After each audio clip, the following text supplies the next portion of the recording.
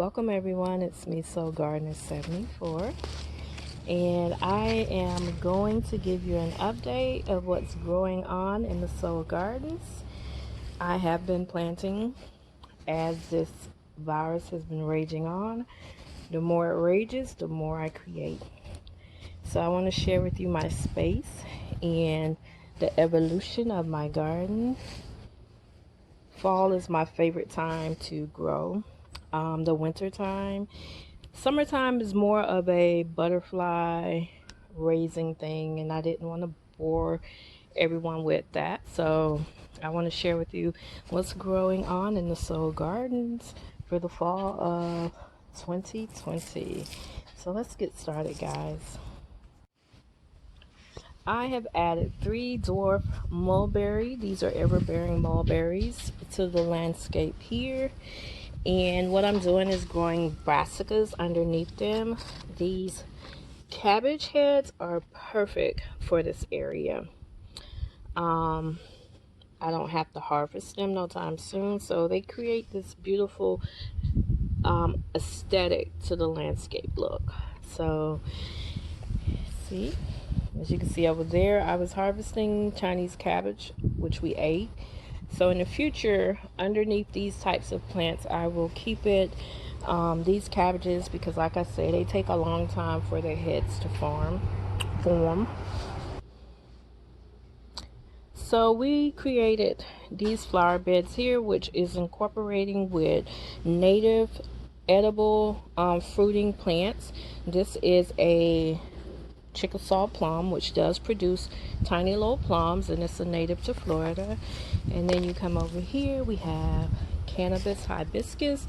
The reason why they're called cannabis hibiscus is because the leaves look like cannabis, but they produce these beautiful, gorgeous purple flowers that I absolutely love. And the flowers are edible, and they can be used in teas. And this is an edible hibiscus, so yes, you can eat the leaves. This is my wonderful pomegranate, which is a native to Florida. This is a white crane tea plant, and the reason why it's called white crane is because of those gorgeous little white flowers, look like cranes. And even in the permaculture, you know that this is my cranberry hibiscus, which kind of look like Japanese maple, and the leaves are edible. They do produce cows, but they're not big as the Jamaican sorrel. I'm also growing those. I have different variety of edible hibiscus. These are edible. I love it. They have a cranberry flavor. It's my red passion vine right there. That is trying to choke out my Pakistan mulberry tree right here.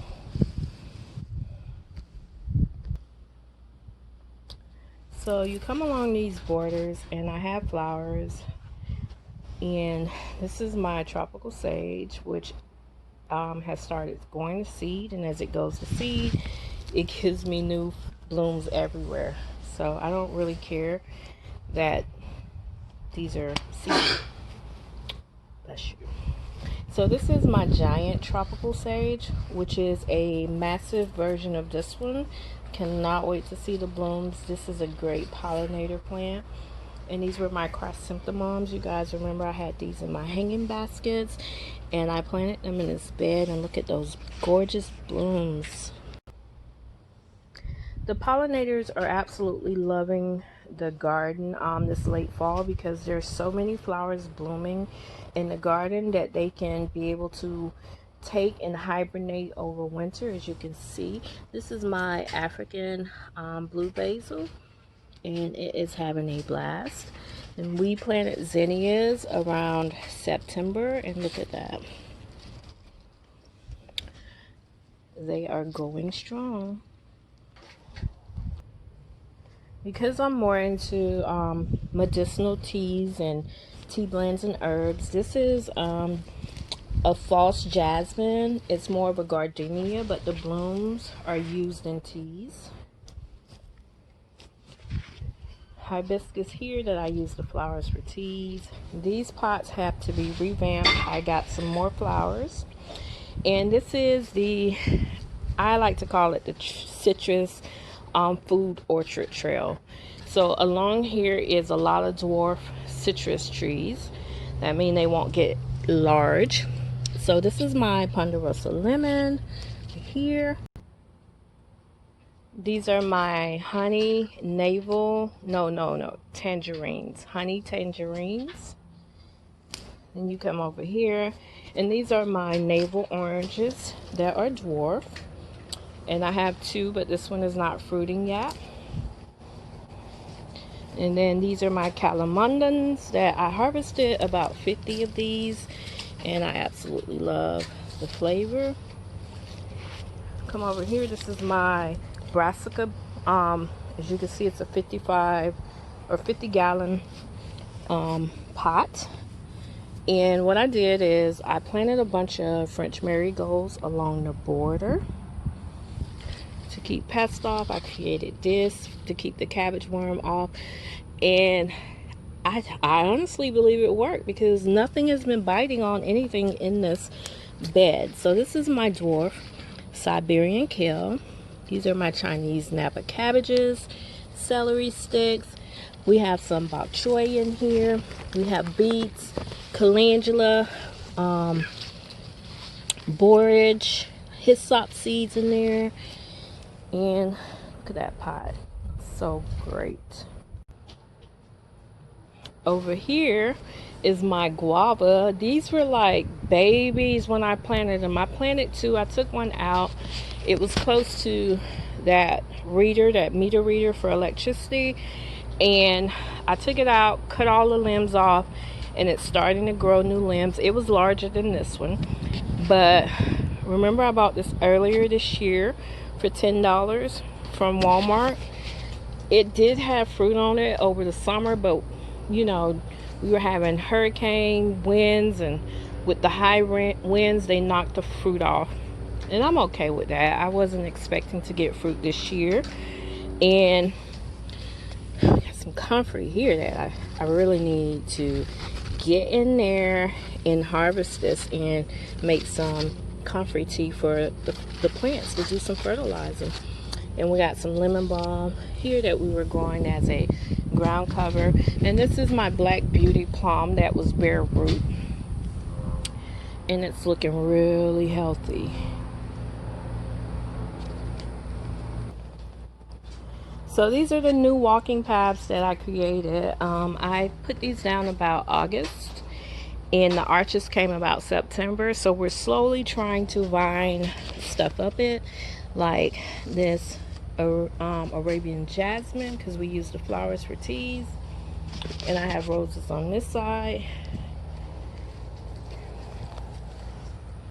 And yesterday this was flushing with lemongrass, but I cut the lemongrass because I'm selling them as tea rings in my Etsy shop, same as my gardening name. So we're gonna vine climbing roses on this one. It's fall, so you can see the garden is, you know, not too popping, but popping enough. We got a strawberry tree that we added to the garden. It was about this big when I brought it home. So these produce nice strawberry, edible red strawberry flowers. They do not taste like strawberries, but they are delicious. This is my ice cream bean tree. Cannot wait to get the pods off of this one. So this is like how that area looked before I harvested the lemongrass. And like I said, I've been harvesting lemongrass because I make tea rings that I'm selling in my Etsy shop. So in here I've added my potting bench because I am working on my own plant nursery, knock on wood. And I wanted to change this into an area where I can pot up and plant stuff to add to my Etsy shop until I purchase the land that I am looking to buy. We've added more papayas throughout the garden because the leaves are medicinal, and I've been making teas as well as supplement pills, capsules with it. This is my African bitter leaf, extremely medicinal plant right here. That bed needs to be revamped. I'm going to add some sugar snap peas, for the fall and winter. A lot of stuff I've been relocating to my Nana's garden, where I'm working on a project with her, and I will make videos of that. Coming to the garden, it's like a jungle, baby. It's real life food for us. Like, you know, that was my vision. It's out of hand, but we are doing some maintenance, whipping her in shape. So I planted dwarf. I have 4 dwarf bananas. As you can see, they exploded. It's more of a medicinal bed right there. It's mixed with all kinds of things that I will clean out. This was my monarch butterfly area. I am going to revamp this area next summer. We're going to get more lemongrass because I make a lot of money selling my tea rings over here. Fill this up with lemongrass. I am going to revamp the butterfly section and find somewhere else on the north side of the house for these. Well, let me show you guys what happened with the papayas. This papaya was about this tall. I kid you not. When I planted her, and look at her now, she's about 12 feet and loaded. So I have a lot of lady papayas. Like, I only have 1 male papaya tree, and it's a dwarf, but I'm filled with a lot of female papayas, and they are loaded. Y'all so cute. Look at that. So we had loofah. I planted a tiny loofah plant early in March. I honestly didn't think the loofah was going to do anything, and then she exploded. Look, all of that vine back there is loofah, and she is loaded with fruit. I've been harvesting loofah and making sponges, and we got babies everywhere. The more I harvest off of this plant, the more it produces. So Dan's Permaculture gave me seeds for pigeon peas earlier this year. About January, I planted these trees from seeds, as you can see right here. Yeah, and this thing is tall too. It's about 10 feet tall, and she is loaded with peas and bees. Look at that loofah. So we finally was able to get the hill complete, well, partially complete. As you can see, we got tons of brassicas, we got some hollyhocks, and we have a bunch of lemon bergamot. Then over here I created this raised bed here, which is about 3 feet tall, and she is loaded with bees right now because she has so many. This is the African basil, then we got the holy basil, and we have calendula. This thing is loaded. The bees are so happy. They're happy to be out here in my garden. So I was trying to work on that area for the nursery, but so much going on. I just wanted to give you guys an update of what has been happening. Like, you know, COVID is out there, but your girl's still out here growing her best, raising butterflies. She started a business. Now we're working on getting a plant nursery next to the childhood home I grew up in, the city. I have a GoFundMe for that because I want to be able to create what I created here. You guys know I started in February, and there was nothing but sand and grass. Nothing but sand and grass, and look what I've done in less than a year. So my vision is to turn yards in the urban landscape, in the urban communities, into this. And I don't want to charge the people who live in those communities because they don't have a lot. I'm blessed to be able to collect seeds to create plants from the plants that I have. So I'm trying to purchase the land to create my own plant business, and to buy the land, and we can rent out space to help pay the taxes. But I want to share with you the gardens that I am transforming from nothing into a beautiful landscape like this in the Soul Gardens in a matter of months. So I just wanted to come on here to a quick video and show y'all your girl's still alive. She did not catch corona, She's been going to actually I'm still working from home. I go to work every 10 days. I go in the office for 3. But just wanted to show you my soul gardens. Thanks so much, guys, for messaging and checking up on me and wondering if I'm still alive. Yes, I'm still alive, and I'm still growing. If you like this video, please like, comment, share, and subscribe. Thanks so much for watching. I'm trying to get to 1,000 subscribers to get some extra coins to help me